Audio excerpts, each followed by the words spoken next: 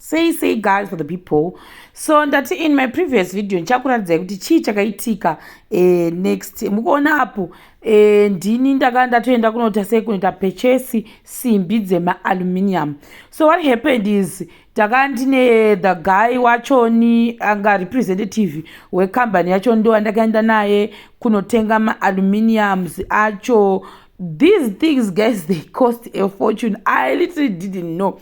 Actually, sometimes ndofana kutenda ma-clients angu kuti achokwadi nezvimwe zvinhu zvavanombondiita kuti ndiite, because they push me kuti ndiite zvimwe zvinhu zvandisandamboita maybe kana kuleader zvinhu zvacho izvezvo, asi zvinotokudzisa zvinhu zvakawanda. Guys, this is like my first time yangu yasoita zvinhu zvine ma-aluminium ndirini ndanga ndichiri overseer ndichita zvinhu zvese, but normally zvazvo patinombozviita zvinongosiyira munhu kuti awozoita, but with this client of mine maona manje kuti akanditrasta ini kusvika pekupesa kuti Sheroni ndiwo changu chase uchindiitira zvinhu izvi uchiona kuti zvinhu zvese zvasvika paground here, hakuna here chinhu chashotesewa, because at the end of the day hama dzavo pamwe dziri pamba ipapo hadzizozivi kuti ma-aluminium akaita sei kana kuti tinofanira kuita sei kuti zvinhu zvisvike pamba. So on this one guys, I worked like a crazy person. Takadii takanopechesa ndobva vasara vachiita zvavanoita kuti vagozvibatanidza, then ndobva vaisa maglazi chichichi zvese. Client yedu yakachuza type yemadoo aya muri kuona aminoti inonzi chi type yacho iyoyo muzasi nezveblack, iyo ndo yakachuzwa neclient yedu. So now I was like, okay, I want to see kuti the end result inenge yakaita sei, hanimuzviona manje. Saka ndozvamukuona apo vari kufita maglazi avo paikira. Ndanga ndine excitement, unoziva kuti the feeling yandaiwa pamba pachiswa madoo nemawindow, I felt like it's my own personal house yapera. Guys, ushansona mawindow nemaglazi zvese zvaiswa kuti tavhara ka une ushansonzwa rimwe zifeeling rakatosiyana nerefeeling raunga uchinzwa before paiswa zvinhu izvizvi. The other reason why is because amunoona kuti hama dzeclient yedu dzakapinda mumba musati matomboplastiwa. Hani munozvona tichimboimajinai musati maplastiwa, and also paiva nezvimwe zvinhu zvaifanira kunge zvichisara ipapo. Saka handisi kutaura izvi kuti in a bad way, saka paida kuti pachengetedzwe panzvimbo. Saka ni vakatozoisa zvidhina mumawindow. I was like, you know what, I think I will also end up doing the same thing, because unongoanzwa maybe ndinokana kubhadhara rent guys for the people. So pawafila kuti aiwa ndinogarira pa ndichindakakosha irufu ine ichidiwa, zvimwe zvinopera ndavapo pamba, mafinishings anopera ndavapo, but applaud hangu marelatives achoni ndobva vatotanga kuita sei kugarapo, but security yavo inge yakanaka zvayo. Saka musi wataisa mawindow ndakatovati, saka muri kufila sei nhasi mawindow aiswa, akati yo tafara zvisingamboiti, because nikwangonzwa chati choko unenge wakufunga kuti pamwe munhu anoda kuzama kubvisa zvidhina, but inini like I think mutohwa nevoice yangu kuti mufaro wangu wakanyanyisa apa. Ndaidada guys ndichiti guys for the people mozviona here zvistondido matems manje ema-aluminium ndo anozondivhiringa, handizozivi kuti ine chinzi chii, but vanototaura kuti type inochakasa those things zvamuona zvakaita black izvozvo, according to ava vanhu vanoisa zvema-aluminium vaitonditi they are a little bit costly, because obviously maitira zvinozoitwa netumasimbi twacho tunozotenga tunoiswa ipapapo tunenge twakawanda compared nekungoisa glass. Hanimuzviona, but at the end of the day think zvakandinakira because lese nyange munhu akavata pasi apa hapana munhu anombomuona pashe, nyange munhu ukagara ukadii hapana nokuona zvose, nyange ukaita sofa rako rinenda nekoko hakuna anozokuona. Guys, apo pastoreroom guys munondiona here aluminium. So inini manje ndakasona kuti final yavo ichange yakamira sei. Unoona vakaya nema-equipments avo zvese magenerator everything zvichifamba ipapo vachidhira vachiita sei. Ndaita kunakirwa guys for the people, but apo manje ini zvandakazoita manje ndichazotoona ndi kumberi kokuti ndichazokudza kuti apa ndo pana ndachitaura, apa ndo pana ndachitaura. Ndakavati vhurai mawindow ese guys for the people, ndati vhurai mawindow ese, ndakatanga kumonitor each window.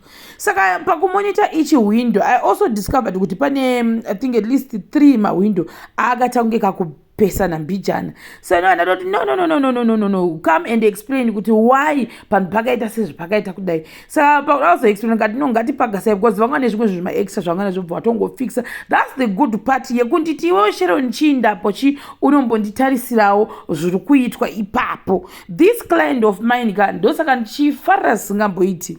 Aiprovide transport yangu, petrol yangu waindidirira oti ndodzoka zvese chichichi handinozviona. Then apo iengo randaitora ndichibva nemumunda patikauya panapa guys raiva dondo pasina kana chiunhu kwese kwamuri kwarimwa uko vakashanda mhuri iyi isingamboiti kwaiva dondo kwese kwamuri kuona kwandiri kuratidza dondo roga roga ndoranga riripo apa taibva kutonotsvaga gusha ndorandaindotsvaga hangu kuminda dzevanhu ndovafarira zvangu maiguru vanogara pa. She's very humble. I like that lady zvisingamboiti. Handandodada negusha nemubora ndidakatosvika ndikatowanisa ndikandikuda ndikuwa kuda gusha ndorine mamutririyariya ndo my favorite singatomboiti nemubora ndofarira singamboiti. So iyo iengo yandairatidza kuti muonewo kuti ndo mabudiro akaita imba yedu. By the way imba iyi ine 3 mabedrooms, yoita zvakare toilet mukati, obviously neshower nechemba zvatikutaura nezvazvo, yoita side nekitchen, yoita lounge, yobva yaita zvakare storeroom. I think ndofungawo kuti vatiwo vakarima-rimawo vakwanise kuwana pekumboisa mukati imomo vanenge vachikwanisa kumonita. Ndo zvakadhizainwa zvakaita imba iyi anoiona. I'm also proud of myself guys, for the people. I feel like this is one of the most beautiful house. I'm not saying that Kambeta that's beautiful, but I feel like this is one of the most beautiful house I've done so far, so good, and I'm proud of myself. And Shiti, thank you very much to this client of mine who actually trusted me with this job. I'm not sure. Guys, can you imagine it? Ndisherero who overseed this thing kushikachadi chashikapa chekashika apa. Mwari vakanaka zvokwadi. Saka pandanda kumbotasa kuti mawindo ekuseri kuku abudawo sei, ndichitasa kwese ukuko. Saka ndichokomenda kuti atimbonoti pana kufusirwa nemazvidhina akubviswa. Saka nenyaya excitement vanhu pavaibvisa zvidhina mumawindo vanga vakungokanda saka chero. Saka ndozvandaikomenda kuti saka madreneji edu haana kuvharwa here chete. Then nekumbotasa zvipikiri zvazvakarohwa kumadzino ndozvandaibvisa kuti zvipikiri ndiani akaisa. Saka ndabva kuti ano zvinozongodi zvinozongofomorwa at the end of the day. Ndini ndikuda kuona kuti zvofamba sei. Ndinotoseka kutozviseka guys, mafarira ndakaita maaluminium ava ndakafila kunge ndangu guys, for the people. Apa manje tichiona kuti zvikubuda sei mumadziro ndizvo zvipikiri zvandaida kuti ndiani anga akazvisa, but zvinozongobviswa zvazvo. Ndo vanga vakaisa pavanga vanga vakaisa mapepa eblack kuitira kuti pasapinda zvinhu mumawindowo, plus wokuti mbavha pakaiswa zvidhina ndobva samaplastic eblack. Amozviona. Saka aikuseri anga asati atanga kunyatsodhirirwa vanga vachidhira nekufront, aingoiswaiswawo zoya ndofunga vachidhirira zvachoni zvavaidhirira zvachoni kuseri ndo zvamukuona mawindo edu. I'm sure that one pakati rinogona ndiro riri main bedroom kasingareshi ramukuona apapo animozviona. So guys, for the people vaiva kuti pamabasa, we are there. Give us the jobs please, in the name of Jesus. We are ready tinouyako pasina chakashata zvakare. Material yenyu chete bholato isu tinobva tangosvika. Mabhiridha munongoziva aripo zvakare. Kana musinawo maaluminium uda kuti tikuitirewo maaluminium, we are there. Ndatoveko kumaaluminium kwachoni because ndini ndakachimhanya chigemu ichichi. Ndakachimanya inini ndini ndakanchimanya ndichita cross country guys. Imagine from kana ndamboya kunombosiya kugokwe ndizokera kuharare chidero zvese izvezvi apo shavi regusha ranga ratobata zvakare. Shavi Mwari wendoita sei kuti riperi ndini zvakare ndandaita sei ndakutana zvangu gusha apapo. Saka apo tatakumboda kumbona kuti kana tiri kure abuda sei mawindo acho uye madhoo acho abuda sei. Ndo zvatatakuona hedu takagara nana maiguru pamba tichimbwadhima imba yavo kuti yapera. Kati munohwa sei filling station riri sei riri kufamba yakati harisi kufamba. Shavi rikange rotobuda zvaro ndaishandoita sei apapapo. By the way apa muri kuona hangu pandakaenda because kumasoro kudhuze nepagokwe town saka angoenda I think ndopa last week iyoyi yanandisi kunzwa zvakanaka iyaiya ndobva ndangoti ndimaitiseseitiseko saka papa ndandichitomwa hangu maliquids angu akawanda amen nokuti gore rino tichazvigona here futi zvekuhlasela mwari wetopa tobayikana zvedu nekuda kuzama kuchinja madieting systems amen nokuti tinowina here bweza tinowina here bweza hatinowina here bwezangu right apo vakuisa zvimahendo zvavo manje yo guys for the people I pray and I receive, I also declare and I tap the anointing of this finishing in the name of Jesus. Amen and amen. I also pray for potential clients that would want to work with us in the name of Jesus. Amen and amen. Anozvona manje.